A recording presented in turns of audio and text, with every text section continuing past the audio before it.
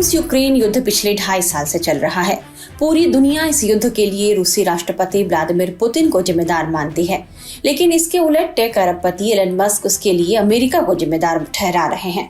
Elon Musk ने America पर बड़ा आरोप लगाते हुए कहा है कि इस युद्ध के लिए रूसी आक्रामकता नहीं, बल्कि अमेरिका के नेतृत्व वाले नाटो विस्तार ने यूक्रेन में युद्ध को भड़काया है।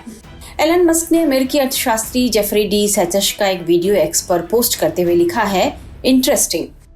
वीडियो में अमेरिकी अर्थशास्त्री ने तर्क दिया कि यूक्रेन में उत्तरी अटलांटिक संधि संगठन यानी नाटो का विस्तार करने के अमेरिका के इरादे के कारण रूसी राष्ट्रपति व्लादिमीर पुतिन ने यूक्रेन पर हमला कर दिया। हालांकि इस वीडियो की सटीक तारीख और समय की पुष्टि नहीं की जा सकी है, लेकिन वीडियो में सेचर्स आगे कहते हैं कि यह यूक्रेन पर व्लादिमीर पुतिन की तरफ से किया गया हमला नहीं, जैसा कि आज हमें बताया जा रहा है। उन्होंने जो बाइडेन प्रशासन के इस गलत दावे की आलोचना भी की है कि रूस का यूक्रेन पर हमला बिना उकसावे का था। वीडियो में सेचर्स ने यह तर्क दिया है कि समस्या तब शुरू हुई जब अमेरिका ने वादे को तोड़ना शुरू किया। नाटो का विस्तार आधिकारिक तौर पर 1999 में पोलैंड, हंगरी और चेक गणराज्य को शामिल करने के साथ शुरू हुआ। अमेरिका ने 1999 में सर्बिया पर बमबारी का भी नेतृत्व किया, जिसमें नाटो ने लगातार 78 दिनों तक बेलग्रेड पर बमबारी की।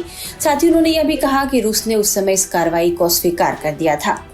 आपको बता दें कि रूस यूक्रेन इस युद्ध की शुरुआत का सबसे बड़ा कारण यूक्रेन के राष्ट्रपति वोलोदिमीर जेलेंस्की का यूक्रेन को नाटो में शामिल होने के लिए उठाया गया कदम था।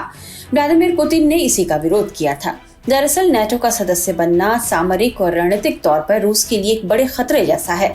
यूक्रेन को नाटो में शामिल होते ही पश्चिमी देशों की सेनाएं रूस के मुहाने पर आ खड़ी होंगी। इसी स्थिति से बचने के लिए व्लादिमीर पुतिन ने यूक्रेन के राष्ट्रपति जेलेंस्की से नाटो में शामिल होने की इच्छा को छोड़ने को कहा, लेकिन जेलेंस्की की आकांक्षा के आगे पुतिन की धमकी काम नहीं आई। यही वजह है कि रूस ने यूक्रेन के खिलाफ जंग छेड़ दी। इसके साथ ही रूस ने उन जगहों पर कब्जा करना शुरू कर दिया जिस पर रूस अपना अधिकार समझता है।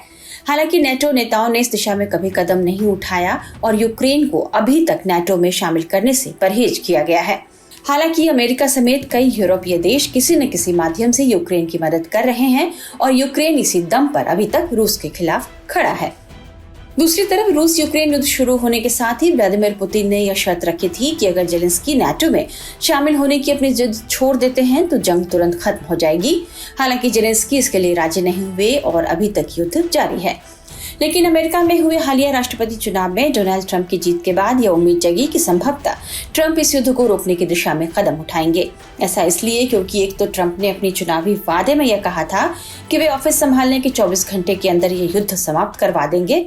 वहीं अपनी जीत के बाद अपने समर्थकों के बीच दिए गए अपने पहले भाषण में भी ट्रंप ने इसी बात को दोहराया कि वे जंग नहीं होने देंगे।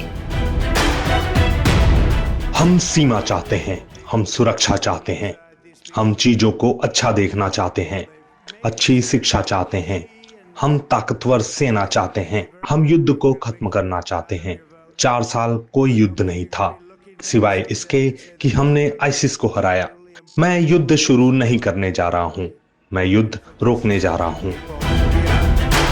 ट्रंप की यह कोशिश कितनी कारगर होगी, इस बारे में जानकार की राय सुनिए। देखिए, माइक वॉल्स को लेके उनको जो एनएसए बनाया गया है, इसका एक और इम्पैक्ट होगा। वो भी ट्रंप की तरह कहते हैं कि यूक्रेन वॉर को रुकना चाहिए। रोनाल्ड रीगन ने एक बार कहा था, पर्सोनल इज पॉलिसी। भाई, प्रेसिडेंट तो जो भी करता है पॉलिसी, बट जो ऑफिशियल्स अपॉइंट होते हैं वो कैसे हैं, उनकी विचारधारा क्या है, वही पॉलिसी बनती है।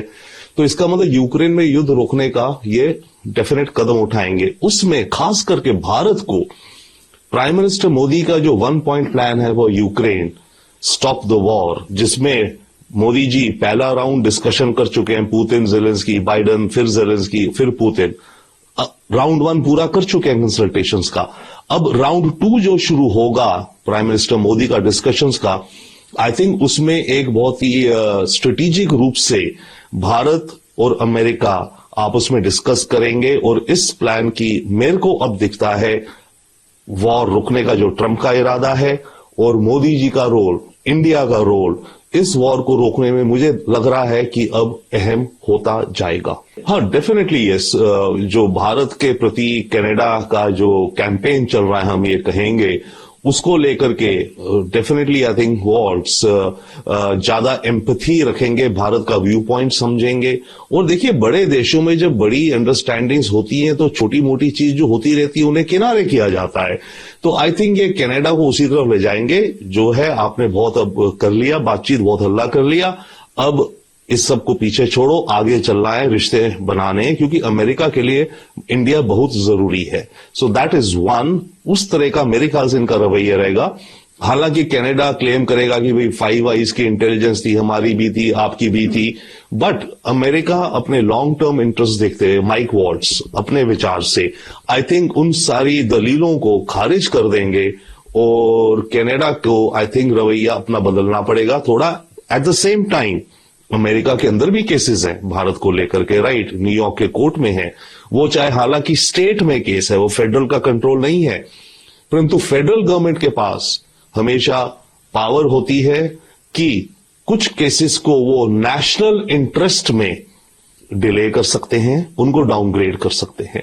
तो आई थिंक माइक वॉल्ट्स उस राह पे चलेंगे कि भारत और अमेरिका के रिश्ते इतने इंपॉर्टेंट हैं कि नेशनल इंटरेस्ट में अमेरिका के अंदर भी जो केस चल रहे हैं उनको दोबारा देखा जाए या उन्हें ठंडे बस्ते में डाल दिया जाए।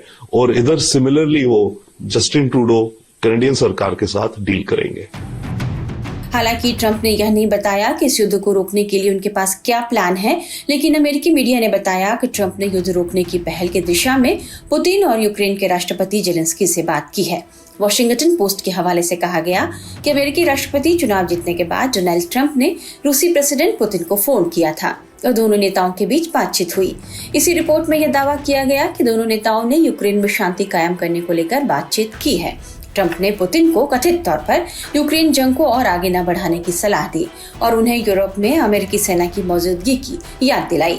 हालांकि रूस ने ट्रंप और पुतिन के बीच हुई बातचीत की खबरों को खारिज कर दिया है और ऐसे दावों को पूरी तरह काल्पनिक बताया है।